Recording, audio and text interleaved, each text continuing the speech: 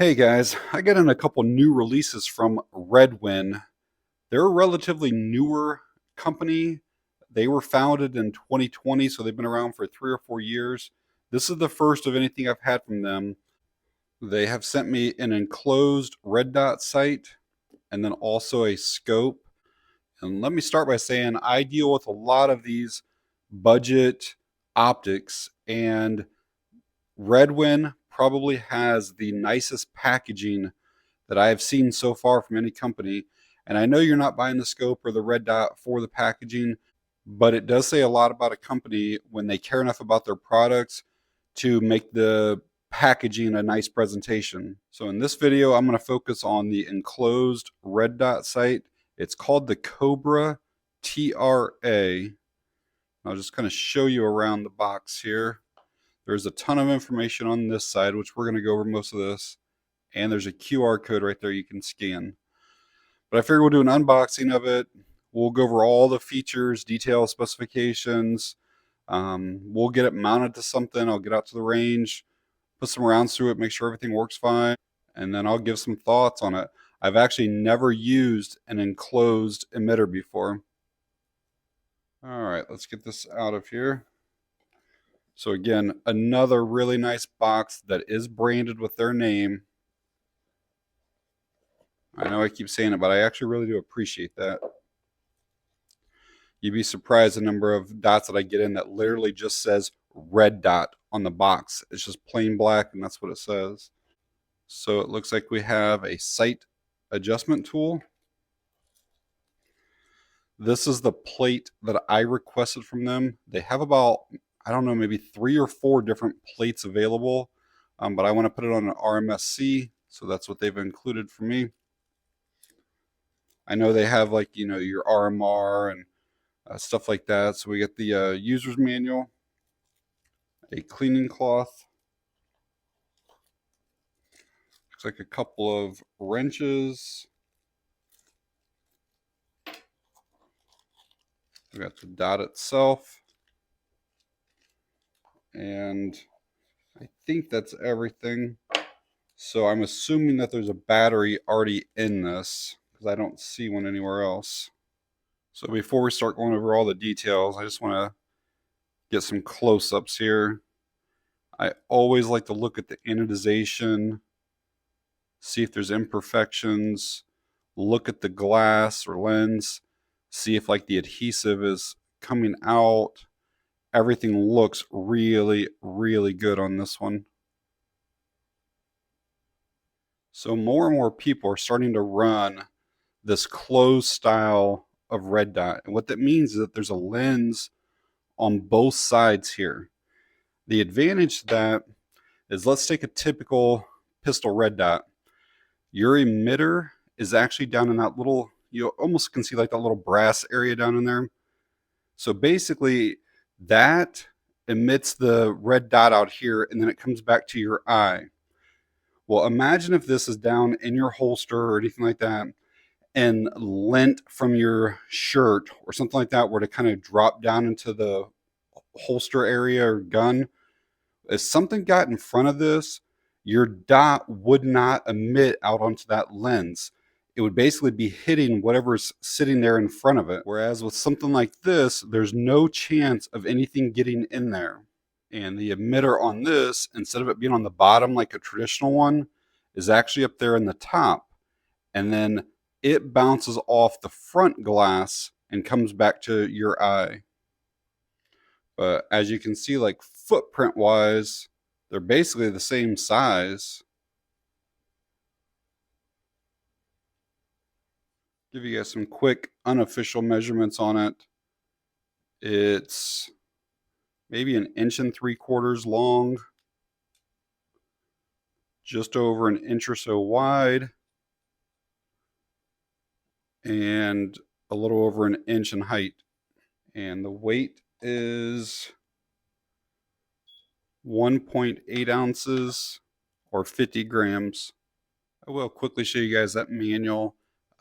There are some nice illustrations in here. I've kind of quickly read through it, and it looks like everything is spelled correctly. And then it does talk about their warranty.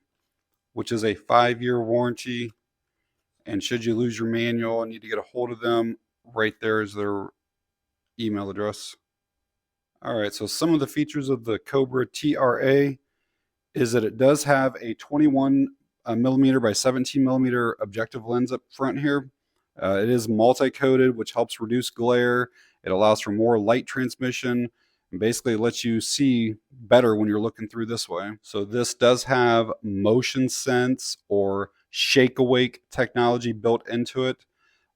It's something that every red dot being made should really have it. So what that means is that after you power this on, basically until the battery goes dead, you never have to power on and off again. So let's say I power the dot on, I can see the dot, and then I put the gun in my safe. Well, after 2 minutes, this dot is going to power itself back off.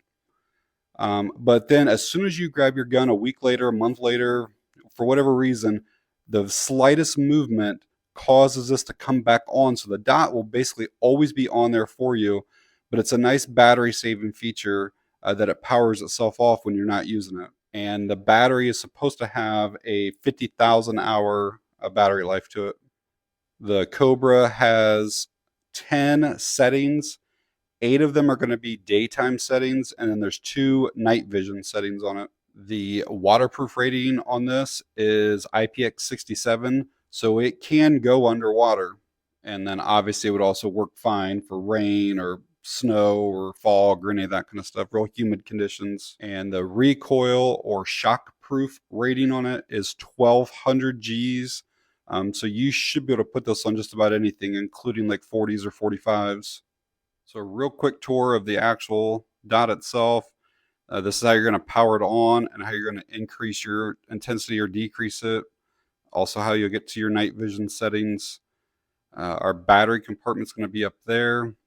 We have elevation adjustment there. Windage over here. And this here is what's going to actually clamp it down. So I'm going to have to mount this to my gun. And then we'll have to loosen this up. And then this will mount to this and hopefully hold it in place. So what I told you was a sight adjustment tool earlier. The straight head on this is a little bit too big to fit here. But I can also tell you it is the battery removal tool. So let's just see if there is a battery in this. Hoping that there is.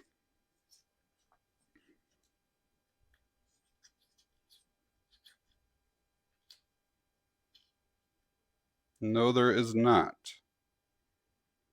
So I went to their website to see about the battery, and it does not say that one is to be included. So it does take a 2032, which you are going to have to purchase on your own. It's kind of weird. I don't know if I've ever had a red dot not include the battery. Now, I do have one of the first releases of this, so maybe they just forgot to include a battery. I don't know. All right, got a 2032 battery. Going to get it in there, positive side up. All right, got that battery installed. Let's take a look at what the glass looks like, and then we'll see what that dot looks like.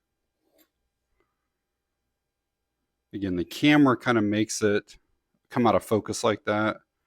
If you go down, you can obviously see it there, but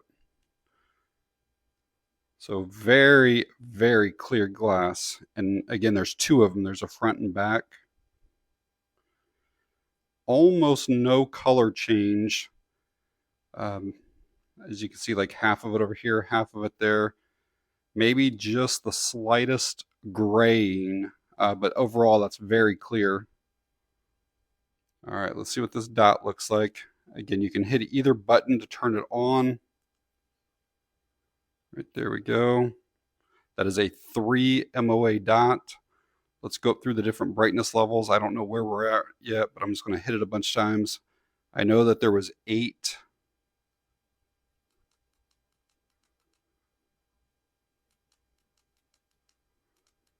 I'm going to assume that that is the brightest right there. That dot is very, very bright, very clear, very crisp.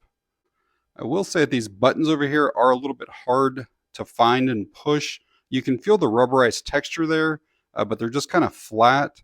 But the great thing is once you get your dot set at the brightness that you prefer, it has mode memory, so every time it comes back on, it's on that setting. But I'm going to say that that's 8 right there. 7, 6, 5, 4, 3, 2, 1, and then we should have some night vision. There should be 2 more. And for whatever reason, if you would prefer to not rely on the motion sense or shake awake, you can manually turn this off. Either button, just hold for 3 seconds and it'll kind of just fade away here.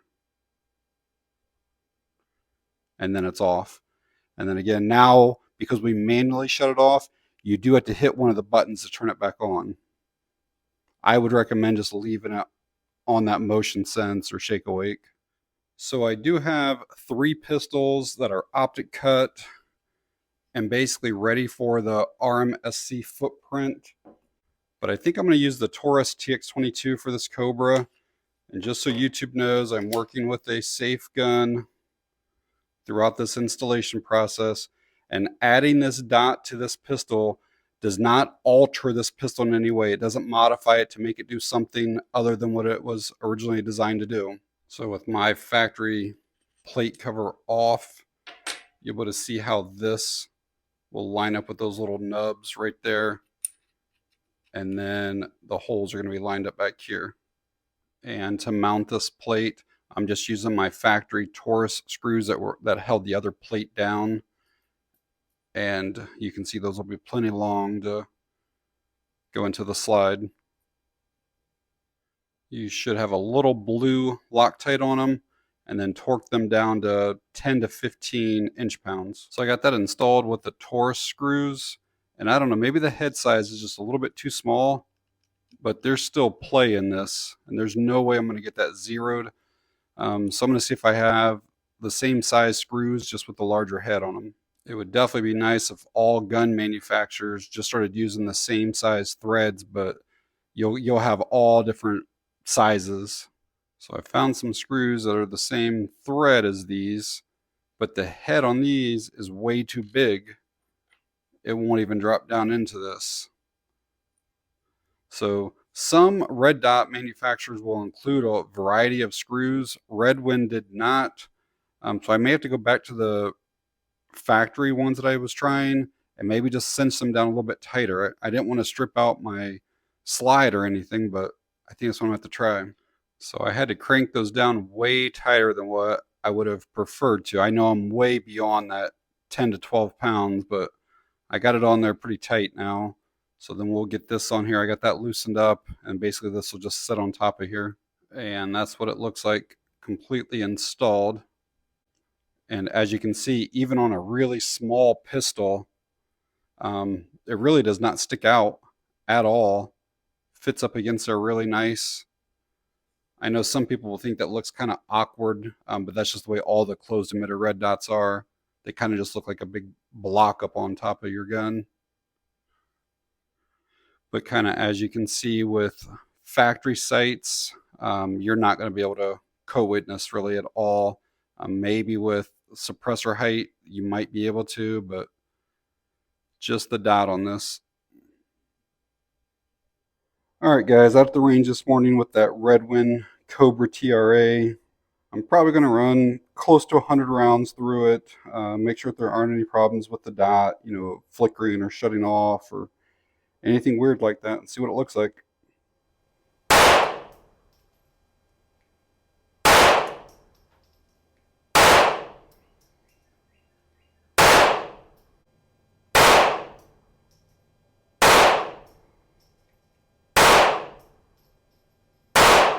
So I'm getting this Cobra sighted in. Ignore the holes there on the left side. That's from a previous shoot. I was on paper with this there on the right side, that kind of grouping.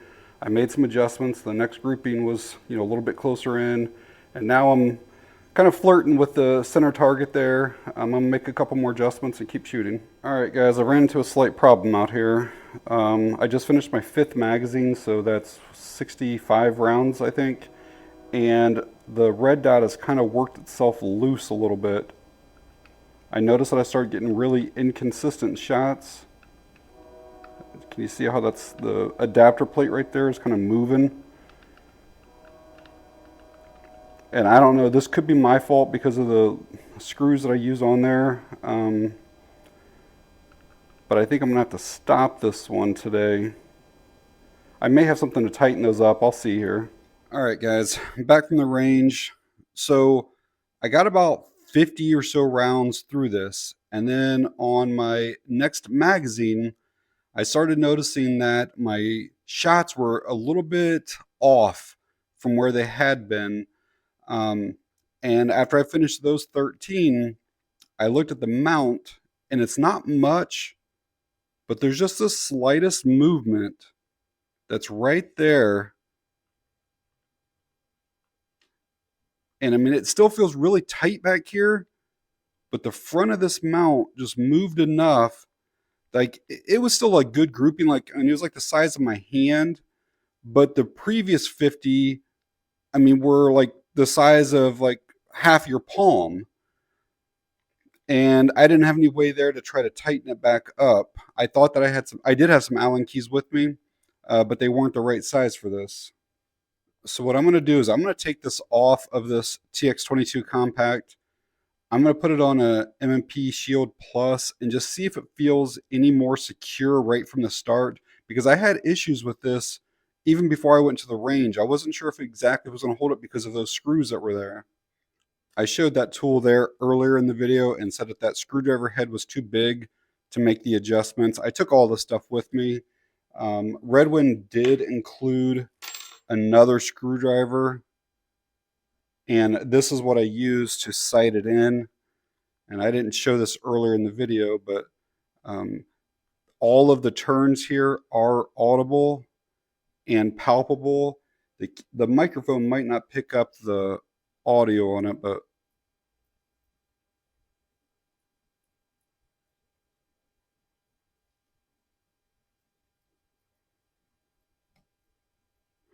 every click kind of stops with you, so you kind of know where your adjustments are. And then that other tool was to actually mount the optic onto that adapter plate. So technically you kind of need 3 tools, one to make your windage and elevation adjustments, one to tighten that down, and a different one for your battery door. And before I pull this plate off, so to show you, there's that movement right there up on the front that was kind of causing me to be a little inconsistent. And again, it may be because of these screws. I guarantee though that I did have blue Loctite on them, and I know that I went more than 10 to 15 inch-pounds, which is what a normal plate usually accepts. But I mean, I cranked down on these things, and it's still a little bit loose. All right, I'm gonna switch it over to the Shield Plus. Again, working with a safe empty gun. So I'm gonna have to nix this idea too. I cannot get the screw over here to go in much deeper than that. And on this, it's going to be hard to see. But even if I try to push this down here in the front, this is not Redwind's problem. This is a problem with my SIG. You see that extra little bump right there? That is a roll pin that kind of sticks up.